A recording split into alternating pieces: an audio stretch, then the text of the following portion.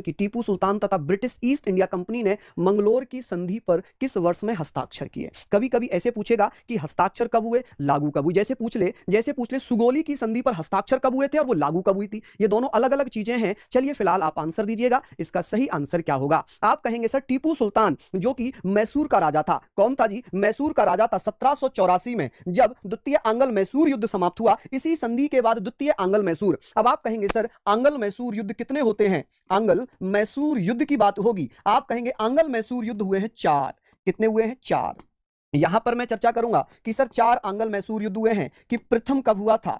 प्रथम 1767 से 1769 के मध्य होता है। सेकंड कब हुआ था? सेकंड 1780 से लेकर 1784 तक चला था। और थर्ड जो हुआ था ये 1790 से लेकर 1792 तक चला था। इसके बाद भैया चौथा जो कि 1799 में हुआ है। कब हुआ है? 1799 में हुआ। अब यहां पर क्या था? यहां पर देखिए पहले युद्ध में हैदर अली लड़ रहा था। कौन लड़ रहा था? हैदर अली लड़ रहा था। हैदर अली जो टीपू सुल्तान का पिता था। तो हैदर अली ने कंपनी को, अंग्रेजों को हरा दिया। बाकी तीनों में ही टीपू सुल्तान की हार हो गई। किसकी हो गई? तीनों में ही टीपू सुल्तान की हार हो गई। अब एक है सुगौली की संधि। आप कहेंगे सर सुगौली की संधि कब हुई? ये भी पूछा जाता है। सुगौली की संधि ये बहुत इंपॉर्टेंट क्वेश्चन बन जाता है कि ये संधि कब हुई।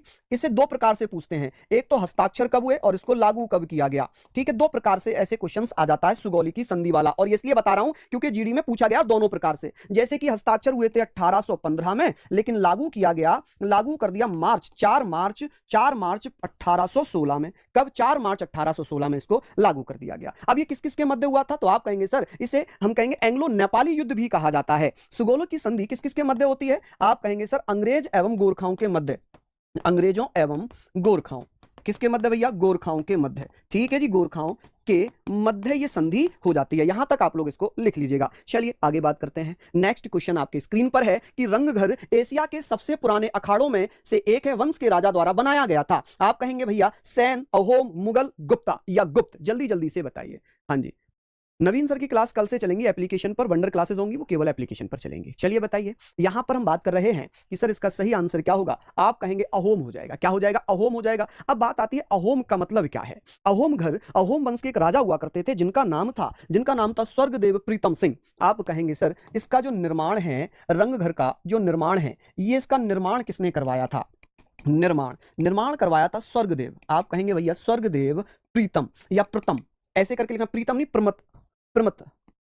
प्रमत सिंह, ऐसे करके लिखना। प्रमत सिंह के द्वारा इसको निर्मित कराया गया था। ठीक है जी। चलिए बाकी तो हम लोग इनको पढ़ ही चुके हैं। श्रीगुप्त ने गुप्त वंश की स्थापना की थी, श्रीगुप्त ने। और मुगल वंश का तो आप जानते हैं बाबर हो जाएगा। कौन हो जाएगा जी? बाबर हो जाएगा। ठीक है, चलिए नेक्स्ट है, भारत के संविधान में वह कौन सा अनुच्छेद है जिसमें भारत के नियंत्रक एवं महालेखा परीक्षक का वर्णन है? चलिए अनुच्छेद 156, 352, 280, 148। CAG जिसे हम कैग के नाम से जानते हैं, जिसे हम कंट्रोलर एंड ऑडिटर जनरल के नाम से जानते हैं, ये संविधान के भाग 5 में दिया गया है। आर्टिकल 148 से लेकर 151 तक दिया हुआ है। अब नियुक्ति की बात होगी, नियुक्ति कौन करेगा? तो अनुच्छेद 148 में नियुक्ति राष्ट्रपति के द्वारा की जाती है। किसके द्वारा? राष्ट्रपति द्वारा नियुक्ति की जाती है। चलिए बहुत बढ़िया। अब बात आती है पद पहले किस नाम से जाना जाता था। यह पद 1858 में कैनिंग के द्वारा बनाया गया। किसके द्वारा बनाया गया? कैनिंग द्वारा यह पद बनाया जाता है। अब बात यह आएगी कि प्रथम कौन नियुक्त किया गया था? तो 1860 में पहला जो कैग बना था, जिसे भैया किसके नाम से आप कहेंगे? महालेखा परीक्षक। तो भैया हम कहेंगे कि भैया इसे महालेखाकार कहा जाता था, या आप कहेंगे सर महालेखा परीक्षक कहते थे। महालेखा परीक्षक। ठीक है जी। चलिए बाद में इसे नियंत्रक एवं महालेखा परीक्षक कहा गया।